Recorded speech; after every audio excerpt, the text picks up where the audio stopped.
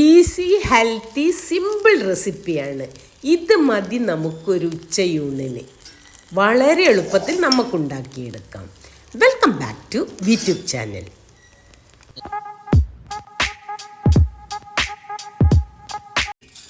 ഇന്നിതാ വളരെ സിമ്പിളായിട്ടൊരു കറി ഉണ്ടാക്കുകയാണ് കേട്ടോ. ഇതാ ഒരു 2-3 പിടി ചെറുപയർ, അധികം ചിലവില്ല ഇതിന്. ചെറുപയർ ഇതൊരു ചെറിയ പപ്പായ വീട്ടിൽ തന്നെ ഉണ്ടായത്, അതെല്ലാം കഴുകി നുറുക്കി വൃത്തിയാക്കി ഇതിലിട്ടു.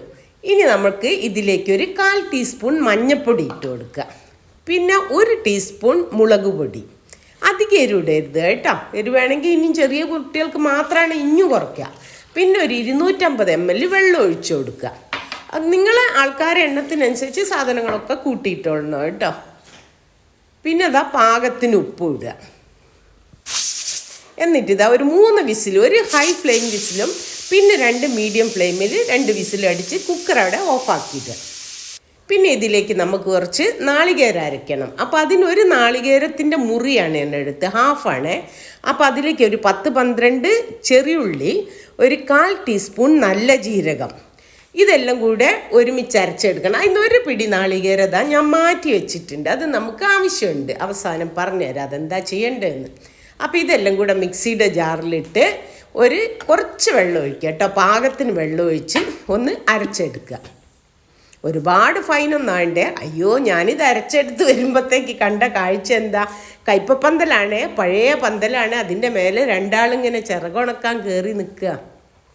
അപ്പോൾ ഇതാ കുക്കർ 2 വിസിലടിച്ചപ്പോൾ ഓഫാക്കി വെച്ചില്ല നമ്മൾ, 3 വിസിലടിച്ചപ്പോൾ അതെല്ലാം വെന്ത് നല്ല പാകമായിട്ടുണ്ട് കേട്ടോ. ഉണ്ടോ, ഉടച്ചപ്പോൾ ഉടയുന്നുണ്ട്.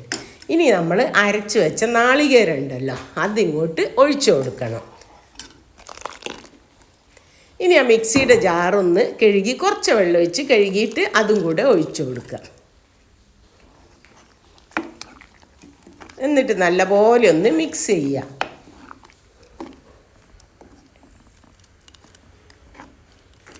ഇനി സ്റ്റൗ ഓൺ ചെയ്ത് ഒന്ന് തിളക്കട്ടെ ഇത്.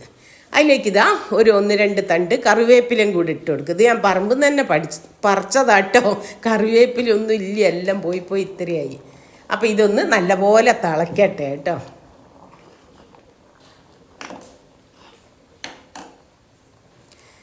ഇപ്പുറത്തെ അടുപ്പിൽ ഇതാ ഞാനൊരു ചീനച്ചട്ടി വെച്ച് അതിലേക്ക് കുറച്ച് വെളിച്ചെണ്ണ ഒഴിച്ചിട്ടുണ്ട്. നമ്മൾ മാറ്റി വെച്ച നാളികേരമില്ലേ, ഒരു പിടി നാളികേരം ചിരകിയത്, അത് ഇതിലിട്ടിട്ട് ഒന്ന് നല്ലോണം ചുവക്കനെ വറുത്തെടുക്കണം. അതായത് നമ്മളൊരു ഗോൾഡൻ ബ്രൗൺ എന്നൊക്കെ പറയില്ല, അതുപോലെ ഒന്ന് ഞെരിഞ്ഞ് കിട്ടണം നമുക്ക്. നല്ല അതാ കറി നല്ലോണം തിളച്ചിട്ടുണ്ട് കേട്ടോ. ഇനി നമുക്ക് സ്റ്റവ് ഓഫ് ചെയ്യാം. പിന്നെ ആ നാളികേരം നല്ലോണം ചുവക്ക വറുത്തിട്ട് നമുക്ക് എന്ത് ചെയ്യണം, ആ നാളികേരെല്ലാം വറുത്ത് കഴിഞ്ഞു. ഇപ്പോൾ ഇതാ റെഡി ആയിട്ടുണ്ട് കേട്ടോ. ഇനി നമുക്കത് ആ കറിയിലേക്ക് കോരിയിടാം. എന്താ ഒരു സ്മെല്ല് മക്കളെ, ഇത് മതി നമുക്ക്. ആർക്കും കൊതിയായി പോട്ടെ. ഈ കറി ഇഷ്ടപ്പെടാത്തവരാരും ഉണ്ടാവില്ല കേട്ടോ. വളരെ ടേസ്റ്റിയാണ്, വളരെ ഹെൽത്തിയാണ്. അപ്പോൾ ഇതൊക്കെ നിങ്ങൾക്ക് ഇഷ്ടപ്പെടുകയാണെങ്കിൽ ഒന്ന് ചാനൽ സബ്സ്ക്രൈബ് ചെയ്ത് സപ്പോർട്ട് ചെയ്യണേ. പിന്നെ ബെല്ലൈക്കൺ അമർത്താൻ മറന്നേ പോവരുത് കേട്ടോ. എല്ലാവരും മറന്നു പോകുന്ന സ്ഥിതിയാണത്. ഇനി നമുക്കൊരു പാത്രത്തിലേക്ക് വിളമ്പി നോക്കാം കേട്ടോ. നമ്മളെ കറി കണ്ട നല്ല തിക്കാണ് കേട്ടോ. ഇപ്പം നിങ്ങൾക്ക് വേണമെങ്കിൽ ഇത് ചപ്പാത്തിൻ്റെ കൂടെ എന്തിൻ്റെ കൂടെ വേണമെങ്കിൽ കഴിക്കാം കേട്ടോ. ഞാനിപ്പം ഇത് ഉച്ചയൂണിലേക്കാണ് ആക്കിയത്. അപ്പോൾ ഇതാ കുറച്ച് കുത്തരിച്ചോറും നമ്മുടെ ചെറുപയറും കർമൂസയും കറിയും കയ്പ വറുത്തത്, ഒരു പപ്പടും മതി. കുശാലാണ് കേട്ടോ. പ്യുവർ വെജിറ്റേറിയൻ ആണ്. Thank you for watching and thank you for your support.